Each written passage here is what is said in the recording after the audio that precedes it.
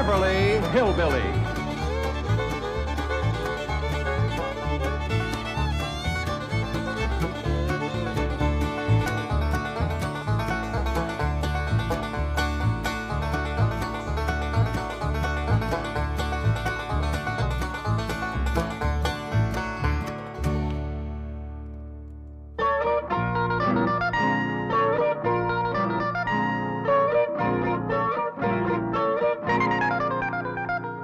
The first week of spring, and Granny's swamping up her tonic for to give to all the family and her kin. Though it tastes mighty bitter, it is good for man and critter, 'cause it gets your blood to running free again. Granny's brew, it's good for you. If you're off your feet, you ought to have some too. Even Pa leaves his victuals. He just sits out front and whittles. Cousin Jethro, he's a-sleeping in the shade. Instead of doing her spring cleaning, on her mop Aunt Pearl's a-leaning. Granny better get that batch of tonic made. There's the gong, won't be long till the family's back to feeling good and strong. Line up, everybody. First come, first served. 1, 2, 3, and 4. All right, Pearl, go ahead.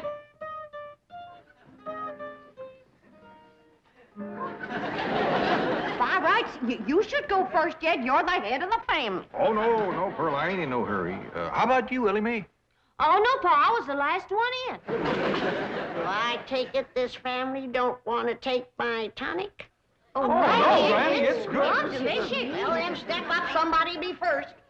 Pearl, go on ahead. Women and children first. That's the rule. That's the rule for fire, flood, and disaster. Well, it seems to me Granny's tonic ought to fit in there somewhere. I heard what you said, Jed Clampett. And just for that, when it comes your turn, you're going to get a double dose. Now, step up, somebody, and get at it. Hey, I got an idea. How about letting this little fella go first? He looks kind of puny.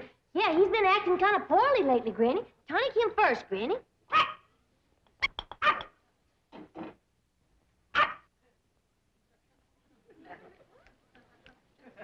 Sure seems to like it. Yeah. You want some more? No, I reckon that's enough for a little critter like him.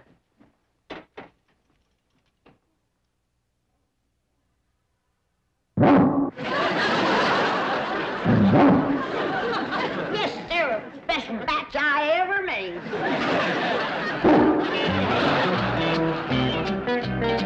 Miss Hathaway, these papers are ready for Jed Clampett's signature. Oh, incidentally, you did a fine job bringing his file up to date. Thank you, Chief. I'll be right in.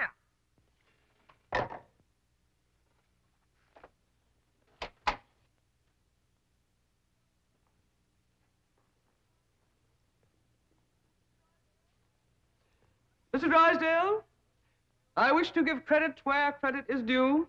Most of the work on the Clampett file was done by Miss Buckles here. Buckles? Who's she? A comparatively new girl, Chief. But already she has displayed those qualities so rare in the modern girl. Eagerness to learn, willingness to work, loyalty to the bank, devotion to duty. All right. How much of a raise does she want? Oh, no, Mr. Drysdale. I didn't do it to get a raise. I did it because I'm sincerely interested in my work here. And I'm determined to become the best second best employee in your bank. You hear that, Chief? Rare devotion to duty. And Miss Buckles worked on the Clampett file in her own time.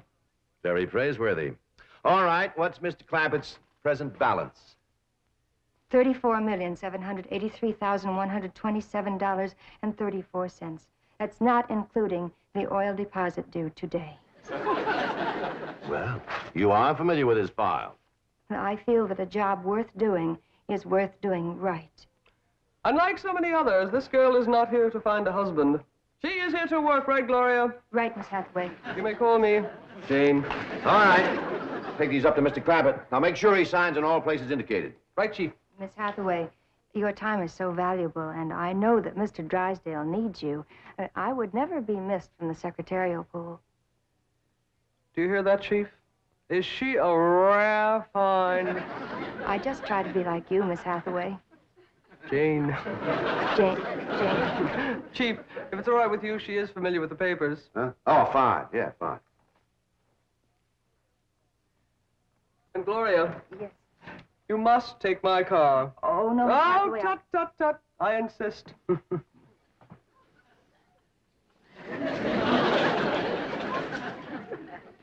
Ernie, you seen anything of Jed? Not since I gave him that double dose of tonic. I wonder if you had ought to double-dosed him. Just one dose has Jethro jumping fences. Well, Jed's an older man. He can hold his tonic.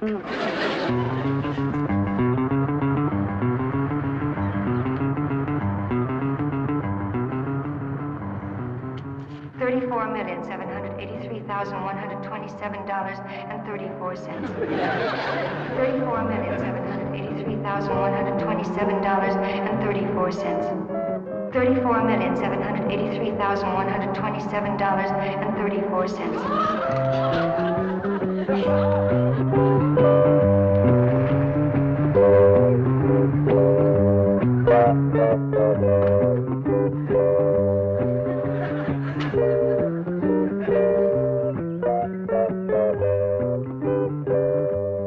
Howdy, ma'am. Well, how do you do? I'm Gloria Buckles from the Commerce Bank. Oh, it's mighty nice to meet you. I'm Jed Clampett. You? Yes, ma'am.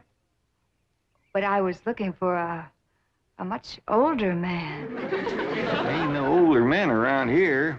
Might could scare you up one in the neighborhood. Seems to me I seen an elderly fella down the road a piece. No, I simply meant I couldn't believe that you were so young. Well, maybe it's 'cause I ain't. You look so young. You do look young. Is that a fact? He's holding his tonic, but that ain't all.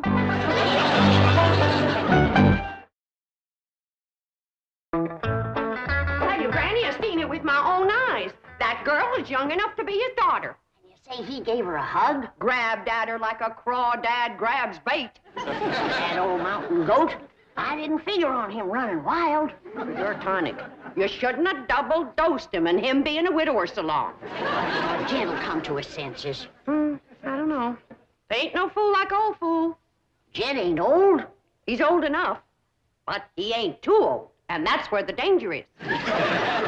You're making a hill out of a haystack.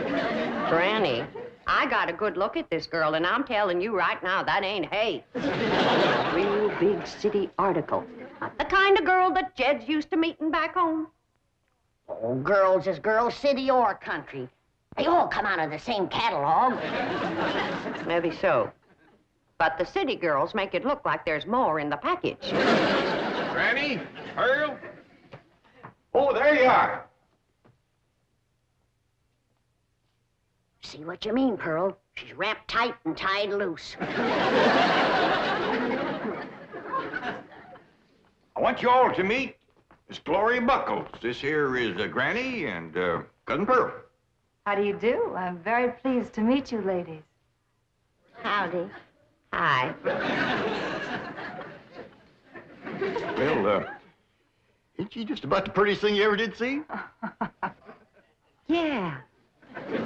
Favors Elly a lot. Just about her age, too, wouldn't you say, Granny? A mite younger. Who's Elly? His granddaughter. I mean, my granddaughter. She's Jed's daughter. Oh, are you married, Mr. Clampett? I'm a widower, ma'am. Yeah, poor old Jed. I reckon he's come for another dose of his lumbago medicine, Granny. I reckon. Poor old feller was up all last night with the misery. A moaning and a groaning and a walking the floor. Yes, the poor old fella is past the point where liniment does him any good. Slays his horse feet all bone. Now, girl, that's just about enough of that. You both know I never had a twinge of the miseries in all my life. Knock on wood. Pearl, His mind is wandering again. Ain't his fault, Granny. He missed his nap. I want to apologize for them two, ma'am. They both just think they're being funny. Well, I know what you mean. I have some elderly relatives like that myself. It's such a beautiful day. Why don't we go for a drive, Jed? Thank you, ma'am. I'd like that, Gloria?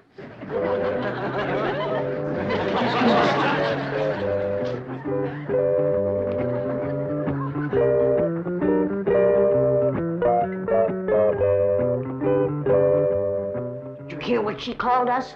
Elderly relatives. Never mind that. It's what he called her and she called him, and now she's going to get him out alone in her car. Let's get in the truck and follow him. We can't drive. Jethro's in. Oh, I don't want Jethro getting no ideas from his uncle. Don't forget, he's been Tonic, too. We has nothing to worry about. Jed's a man that can keep his feet on the ground. Once he gets his arms around that girl, won't much matter where he keeps his feet. By dingies, ma'am, if you hadn't brought her to a halt right when you did, we'd have gone right over that bluff. I'll get out and push her back on the road. No, Mr. Clampett. I stopped here purposely. Oh? How come? Well, it's so beautiful and I'm so lonely. Pretty woman like you. Why, I'd think these city boys would be standing in line for you. Boys, yes. Men, no. Well, I've seen them here all ages. Well, I'm afraid that years alone do not turn a boy into a man. I reckon I know what you mean. I blame that city down there. Something about it seems to close in on a boy and keep him small and immature all his life. Show me a boy that's grown up in the country, in the mountains especially, and I'll show you a man, a real man. You're gonna think I'm making this up on account of what you just said. But I growed up in the mountains. No. Yes, ma'am. Don't let that Beverly Hills mansion fool you. I'm a mountain boy, born and bred. Of course. Of course, I see it now. I see it in those cool, clear eyes, unclouded by smog. Eyes that have looked beyond a city skyline and seen the truth and beauty of nature. I see it in this rugged, handsome face. I see it in these strong but gentle hands. Hands that have dug into the good earth, put life into it, and brought it forth. Hands roughened by honest toil.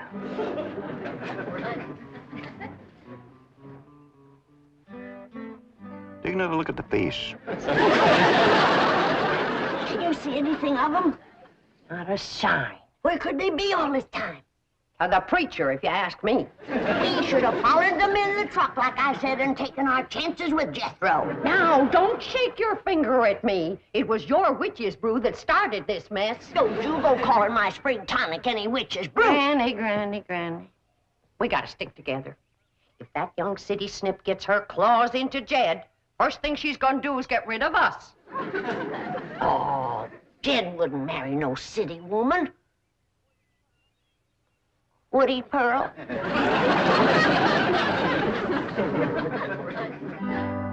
Oh, Jed. What have you done to me? Nothing, ma'am. Oh, yes, you have. You've sentenced me to a life of loneliness. A life without love. A life unfulfilled. Well, I don't know what you mean, ma'am. Honest, I don't. I'll tell you what I mean. You set a standard no man could measure up to. A goal I could never achieve. Having met you, I could never care for a city man. Those weak and puny clothes dummies with their narrow suits and their narrow shoulders and their narrow minds. Please, ma'am, I have felt the muscles of a mountaineer ripple beneath my hands. Do you think I could ever be happy with anything less? No. I shall never marry. Better an old maid than a life with a man I could neither love nor respect. Ma'am, don't feel that way. Pretty woman like you, smart and all. Why, it'd be a terrible shame if you was to never to get married and raise a flock of young'uns. No. Please, ma'am. I'd feel terrible if I thought you was wasting your life this way. Please change your mind.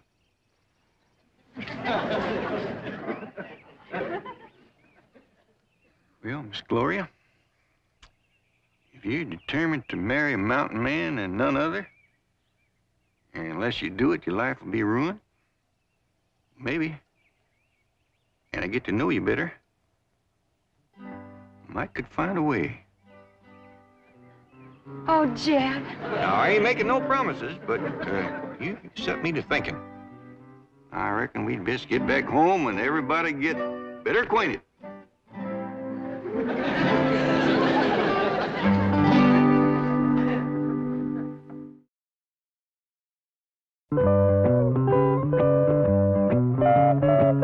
Here they come, Granny. Here they come.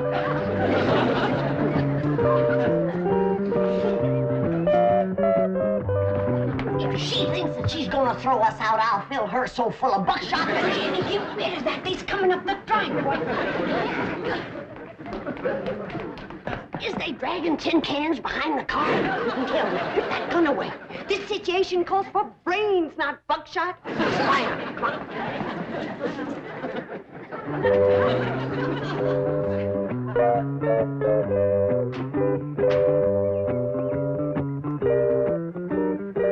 Partner, forgot your pocketbook. Oh, those are some papers Mr. Drysdale wants you to sign. Well, come on, let's get in here and get busy. Got a lot to do with signing and dancing and getting better acquainted.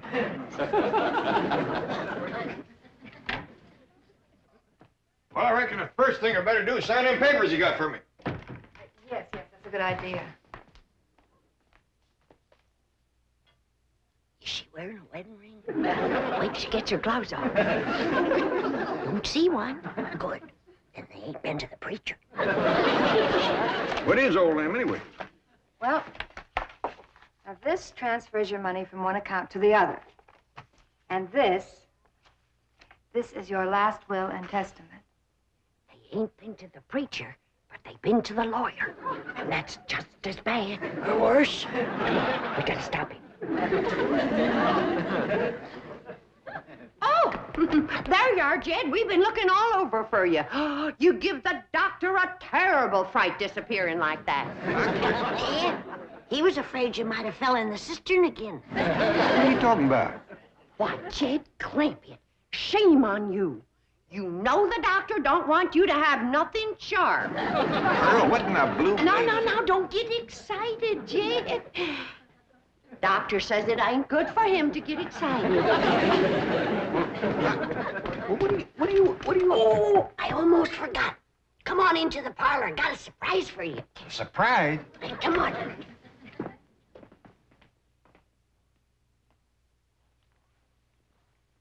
All right, what's a surprise? Well, the surprise is what Pearl and me found out about that woman whilst you was gone. What'd you find out? She's a spy. For one of them foreign nations. Which one? Minneapolis, Wisconsin. Poor old fella. He ain't been himself since that mule kicked him in the head. Shame. I suppose he's been giving you that story about having lots of money and this house being his and all that. Well, I did get the impression that he was a very wealthy man, yes. Don't have a cent. Not a red penny to his name. Is that a fact? Yeah. But it ain't his fault, poor old thing. He didn't mean no harm. The mule kick. Shook a few things loose in the loft. Leave Kansas City, Illinois? Now, Granny, I want you and Pearl to stop all this nonsense and listen careful. You go out and round up Jethro and Elly. I want the whole family to get well acquainted with Miss Buckles here, because when you do, I just might have an announcement to make. What about, Jay? You'll find out in due time, Pearl. Now, you and Granny go on, Scoot. This beautiful young lady here is going to teach me how to dance city style. That's right, Mr. Drysdale. We didn't know who else to call. But we think this here woman's trying to get Jed's money. Well, she says her name is Gloria Buckles, but I don't know What? Oh, well, yes, sir. Yes, sir, we will. Bye. Mr. Drysdale must know that woman. He's a-coming right over. Paul gonna marry up with her? Oh, child, we hope not. We pray not. Why, Granny? Well, I got to look at her, and boy, she's pretty. Beauty is only skin deep, son. Well, she must have awful deep skin, because every place I could see was... Oh, now, Mr. Drysdale says we's to keep her here till he comes. I'll watch her, Ma. You watch your car. How about I throw her down and set on her? Good idea. I'll sit with you. No, Jed ain't gonna hold still for nothing rough. Now, Elly, you and Jethro keep an eye on things. Granny and me's gonna do some plotting and thinking.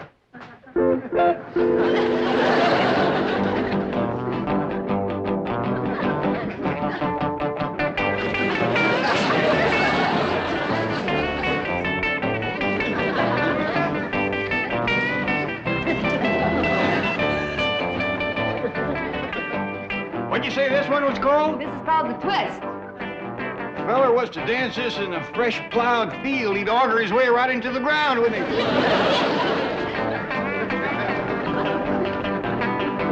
Hey, Jethro, come on in. You want to dance? I'd heap rather dance with her, Uncle Jed. That's what I had in mind, boy.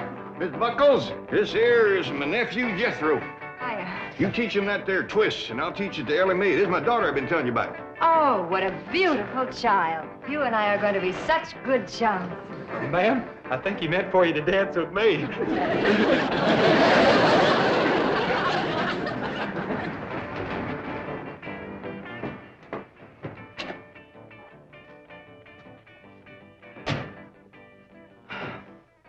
We're in time, Chief. There's my car. Yes. Now, where's your protege? That loyal, devoted, hard-working gold digger. I still can't believe it. So shy, so retiring. She'll be retiring if she hooks Jed Clampett. Come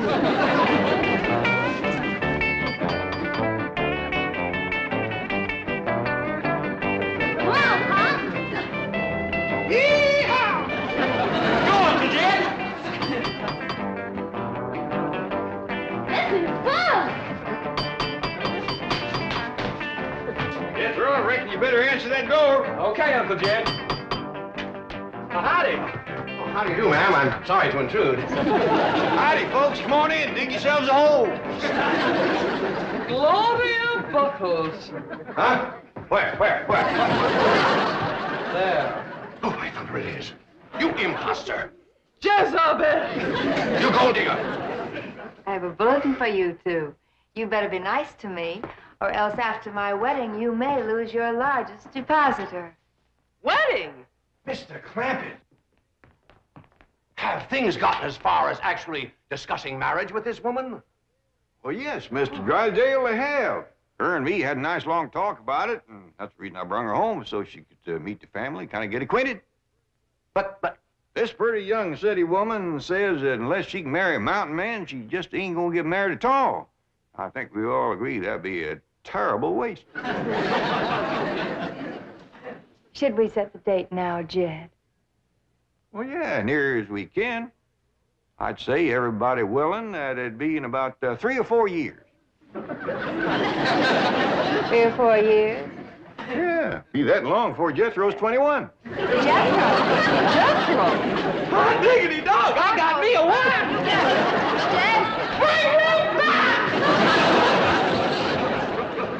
Paul, ain't you gonna marry up with that city woman? Oh, Elly, us old foxes is trap shy, especially when the bait goes to chasing us.